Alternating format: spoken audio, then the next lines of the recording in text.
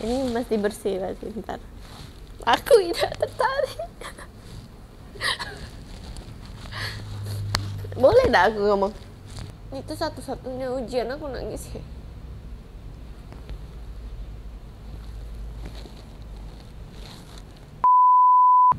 Halo, aku Dr. Tiffany. Saat ini aku merupakan owner di klinik kecantikan privé. Aku lahir di keluarga yang cukup sederhana dan juga keluargaku sih nggak pernah menuntut untuk anaknya menjadi apa. Jadi ya kita cukup bebas-bebas aja ya. Jadi aku merupakan anak kedua dari 3 bersaudara. Jadi semuanya itu cewek semua. Alasan aku menjadi dokter itu kembali ketika aku SMA. Jadi pada waktu itu aku mulai memikirkan mau jadi apa aku nanti. Pada saat itu aku cukup tertarik di bidang biologi dan juga menggambar. Jadi waktu itu aku memutuskan 2 profesi, yaitu arsitek atau menjadi dokter. Jadi keputusannya waktu itu aku menjadi dokter adalah karena kalau misalnya aku menjadi arsitek, nanti misalnya ketika orang datang dan mereka ingin membuat anggapannya sebuah rumah, apabila mereka mau A, ya aku harus membuat A. Sedangkan kalau dokter misalnya pasien datang atau orang datang, ketika mereka memang membutuhkan, aku dapat memberikan apa yang mereka butuhkan, bukan karena keinginannya saja. Proses perjalanan aku menjadi dokter itu dimulai dari jelas pendaftaran sekolah ya. Waktu itu keluargaku sih memaksakan untuk aku ambil kedokteran di universitas lokal, yaitu di Palembang. Cuman karena keinginanku sendiri, aku sih tidak mau sama sekali untuk sekolah di Palembang. Jadi aku memutusin untuk daftar di universitas di luar Palembang.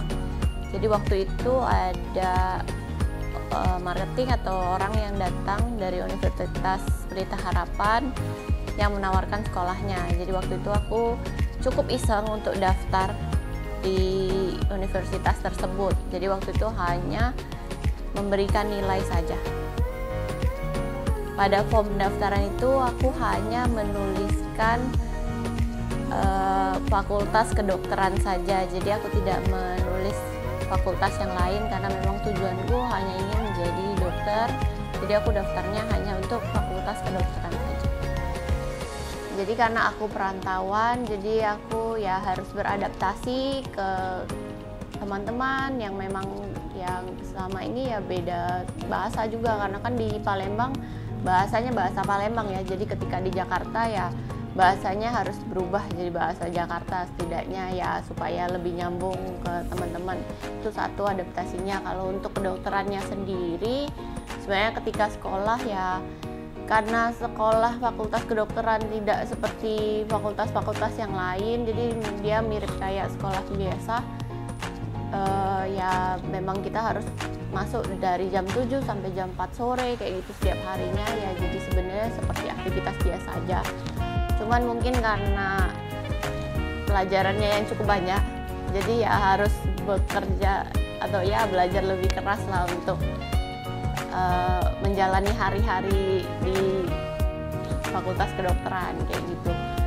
Kalau untuk kuliahnya sih seperti itu. Namun setelah kuliah kan kita ada kerja praktek ya, atau ya kalau sering kalian dengar sih koas ya. Kalau koas sih sebenarnya seperti deritanya anak koas. Kalau deritanya anak koas ya kita sering berpindah-pindah tempat, kita juga pindah-pindah divisi. Jadi kita ya harus penyesuaian ke dokternya, terutama ke suster-susternya juga. Mungkin kalau yang kuliah kedokteran tahu nih deritanya kalau kita harus kayak ya namanya katanya ya kasih sesajen buat orang-orang di divisi tersebut kayak gitu. Kalau untuk kosan sendiri sebenarnya kan karena aku lahir di keluarga yang cukup sederhana, jadi mereka juga tidak memanjakan anak-anaknya. Ya uang jajan sih seperlunya aja ya, maksudnya dikasih ya bukan kurang tapi ya cukup kayak gitu. Ya kalau habis kayak gitu biasanya ya minta lagi kayak gitu. Jadi ya, dan kita juga nggak pernah diajarin untuk nabung sih, jadi kayak ya semuanya dijalanin aja. Jadi ya, waktu itu juga ya seperti kita tahu kan ya banyak sih meme-meme untuk derita anak kos, misalnya kayak makan Indomie kayak gitu, goreng telur, ya itu terjadi sih. Waktu itu aku sewa rumah kayak gitu per tahun, dan biaya listrik dan air kan sendiri ya. Jadi kan waktu itu ya duit di tabungan nggak mencukupi, jadi nggak bisa bayar listrik. Tinggal di rumah itu benar-benar nggak ada listrik, jadi tidur harus buka jendela. Puji Tuhan waktu itu nggak ada nyamuk, jadi aman. Dan puji Tuhannya lagi besoknya aku memang sudah ada flight untuk pulang ke Palembang, jadi besoknya nggak terganggu. Jadi cuma sehari aku tidur nggak pakai lampu. Jadi kenapa awalnya saya tertarik di bidang kecantikan itu ya balik ke Bali ketika aku bikin klinik bersama kakakku di tahun 2018. Waktu itu 80% pasien sih lebih tertarik ke dunia kecantikan. Nah dari situ aku mulai mempelajarin, oh dunia kecantikan itu seperti apa sih kayak gitu. Jadi kalau ditelusur balik nih pas dulu sekolah atau kuliah tuh aku sama sekali nggak tertarik sama dunia kecantikan. Jadi waktu itu aku lebih suka yang lebih ekstrim-ekstrim kayak dokter spesialis tulang, ortopedi kalau yang biasa kita tahu. Terus lebih tertarik kayak ke kandungan atau obgyn kayak gitu, karena jelas apa yang dilakukan, yang dibaut, dimur kayak gitu. Atau ya kalau obgyn ya kalau ada anaknya ya dikeluarin kayak gitu. Nah tapi karena pasien-pasien kami itu 80% lebih tertarik ke kecantikan, awalnya sih mau nggak mau kita lihat dulu nih kecantikan tuh seperti apa sih yang dipelajarin kayak gitu, apa sih yang jadi titik beratnya di kecantikan. Nah setelah mempelajari dan aku ya mengambil banyak kursus dari luar negeri maupun di dalam negeri, aku mulai paham juga kalau kecantikan itu juga membantu orang kayak gitu.